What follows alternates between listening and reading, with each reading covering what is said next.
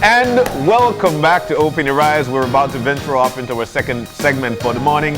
And for this particular time, artistry again. But then again, we've got that contemporary practice in embroidery and painting. We've got the Mexican Cultural Institute in with us. We've got the folks in with us. As a matter of fact, we'll be talking to Elizabeth Calzado, who is an artist. Aquí está Elizabeth. We've got Pilar Córdoba, who is an embroider and painter as well. We've got Manuel Mathar, who is a painter. He's on that side with the coolest shirt ever. And we also have Diego Sapien, who is a cultural attache. Guys, good morning. Buenos dias. Bienvenido. Gracias. So let's jump on into it. Contemporary practices in embroidery and painting. You're an artist. Let's, talk to us. I'm an artist, but I'm also a curator. And I was in charge of coming together all this exhibition.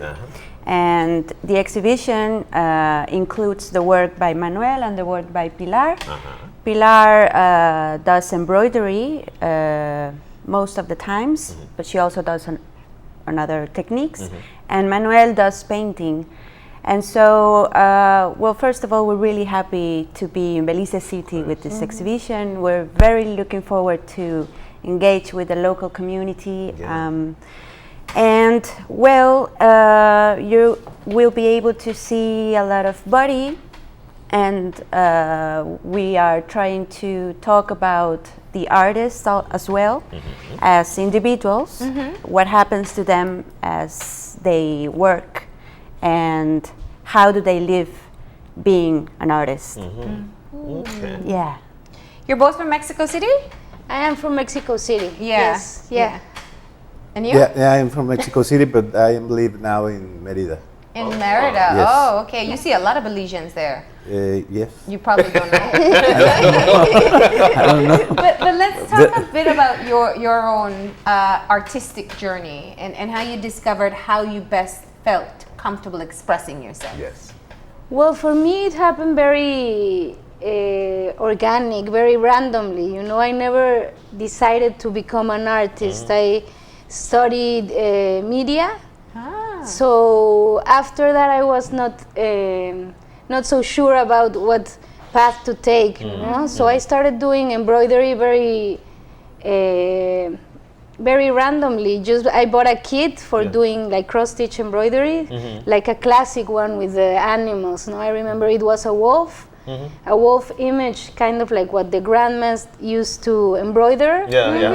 But I got bored, you know, like following that pattern. So I started to do my own drawings and trying to transfer it into fabric, and then I started having exhibitions. People started to ask me, like, why don't you show your work? No, you have it there in your apartment. And I said, yes, I would love to. So I started to surround myself with a lot of fellow artists, and that's how I started to get into that scene, you know. And then for my process, it's very natural. It's just like it happens very easily, you know. I have an image in my head, or I go through a collection of my books, my images I've been collecting, photos, and then I just start stitching, you know. I make a guide for it, because what I do is a pattern. It's over a pattern fabric, not a pattern fabric, more like a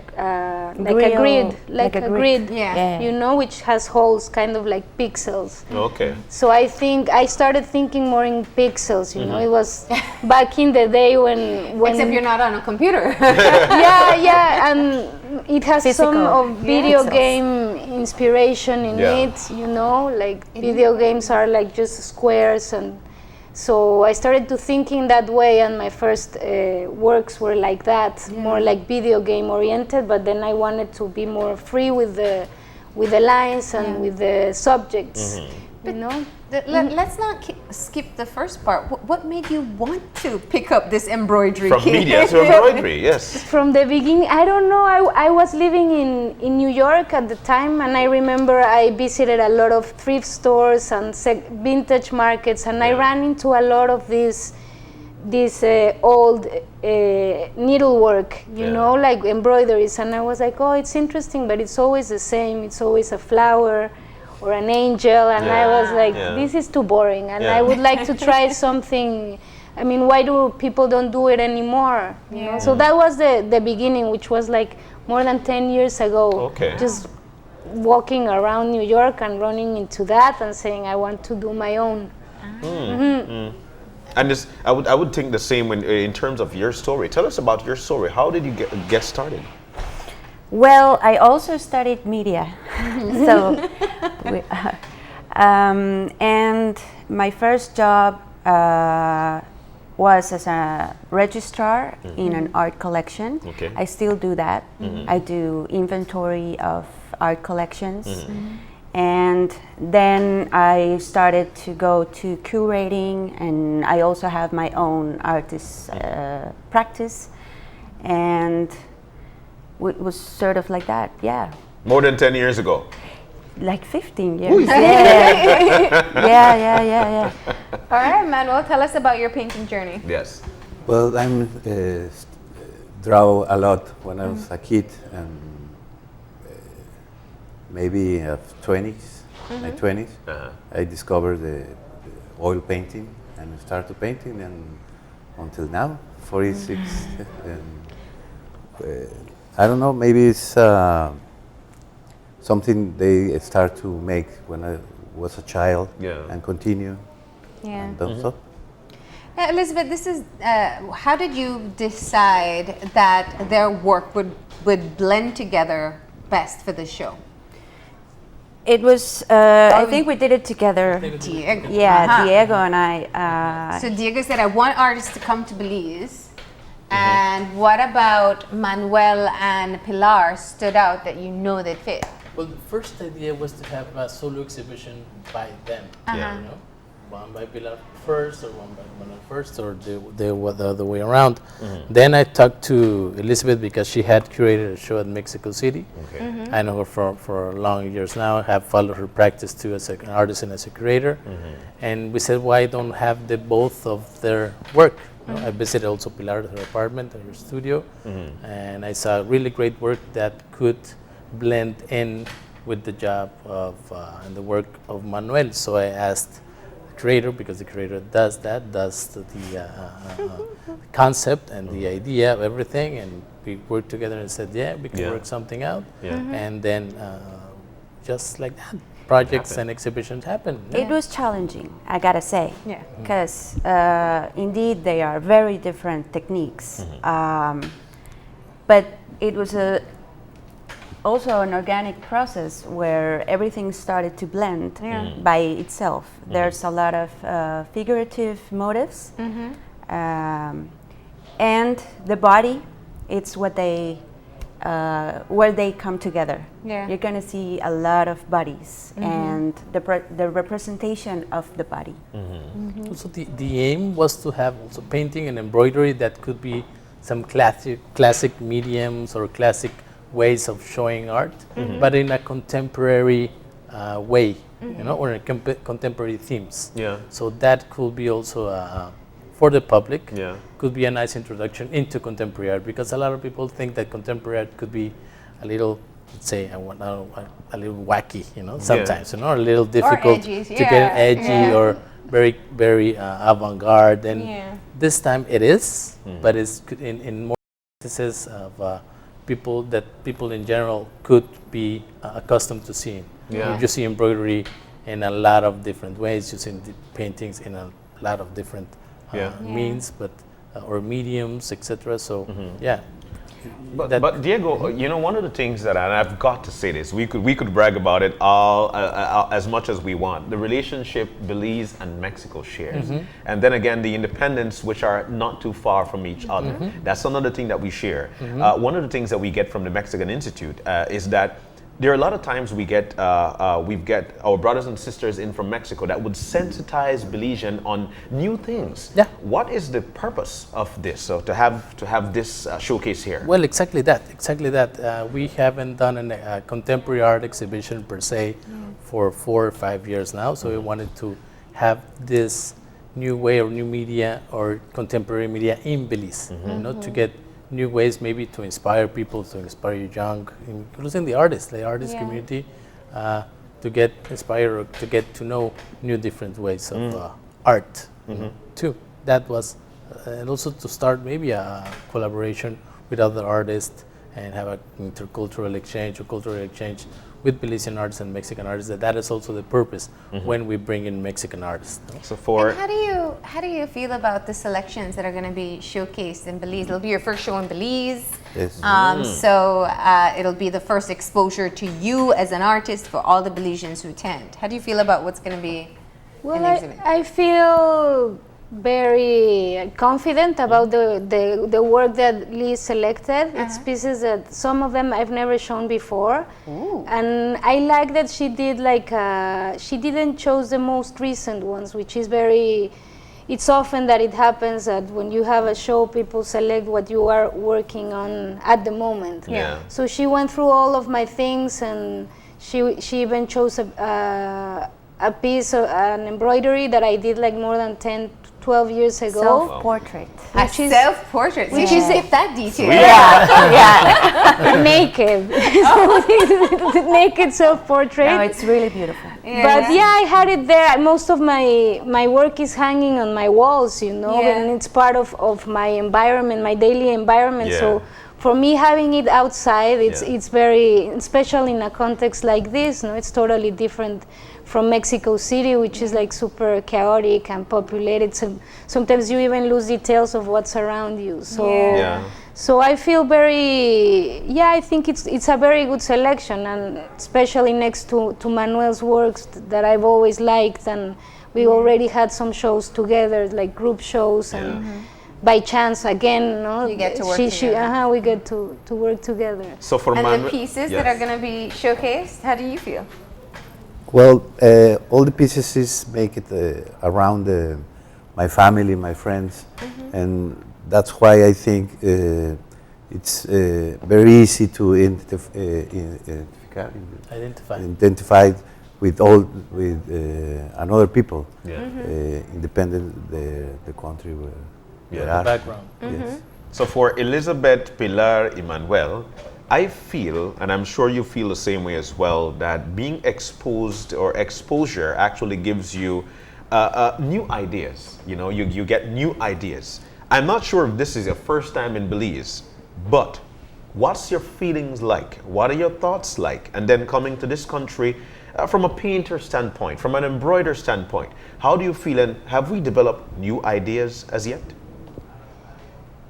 Well, That's a deep question, right? I see Have you you been taking a deep breath. inspired? Have you been since you inspired arrived? by anything so far that you've since arriving in Belize? I think when I return to Mexico, I will start to thinking about Belize because I live now, the moment. It's very beautiful, it's very strange in some things, but I think You grasp that when you get back. yes, sometimes it takes even months or years, you know, like to process that, and then all of a sudden it emerges on your work, and you say, I got that. Maybe even the material you get from different places. For example, I like to visit fabric stores, and I know there's one here, and maybe in the future I'll make an Is that embroidery. the first question you ask everywhere you go? Yes, and everybody gave me the same answer, so I'm really looking forward to it, but Yeah. we've been around. working. We have been no? around. We have Okay. been around. We have been Yeah. to World Boom. We have been out there by the river. We went yesterday to Tangriga. Oh, wow. We visited Mr. Cayetano's studio over there. We had a nice experience with some youngsters over there because they have a summer camp every year. Man. So we had an experience there. So they will be inspired. It Yes, just sometimes we takes went time. to see monkeys, the howling monkeys. Yeah. So those things are like for sure gonna leave an impression. No? What did you know of Belize before you came here? Yes. Because you said something Well, had been strange. I didn't miss that. It's not my first time in Belize. Okay. Okay. I came, I think, 10 years ago to Corozal and San Pedro. Some like a tourist, but it's, and they know a little from the history. If there's a colony and that, and Diego explained yesterday we go to Dangriga, yeah. the history about the people. The Garifuna. Yes, exactly. It's very interesting. It's very. I think rich. Yeah. Yes, Yeah. Rich in some And ethnicities and backgrounds of the country. Yeah. That Yeah. is also. it has been easy to connect with people. They are very welcoming to us, and they want to talk about everything. And even the other day, we were having lunch, and this a nice lady with her kid came and said, "Oh, you're having an exhibition. Can we go?" Yes, of course. Yeah. I mean, it's hard in Mexico City, for example, to have those kind of casual connections. And here it's happening, Yeah. and Yeah. it's really nice. Yeah. I'm very Wow. looking forward to it. Yeah. Okay, well, let's get the details.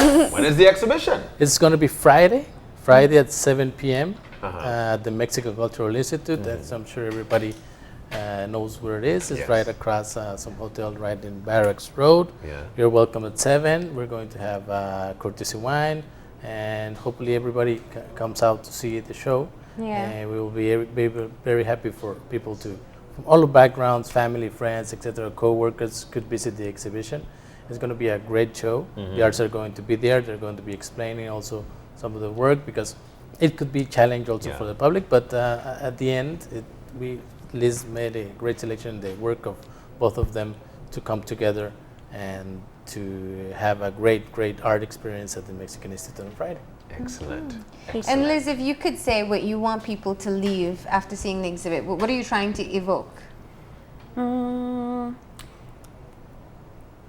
One of the aspects, because there's a lot of things I wanted to cover, and Yeah. it's hard too. Yeah. But one of the aspects is to change the view we normally have on the figure of an artist. We feel very separated from them, like if they were geniuses or unreachable, no? And they're really people, just like us, and they feel, and they are angry, and they are sad sometimes, and they can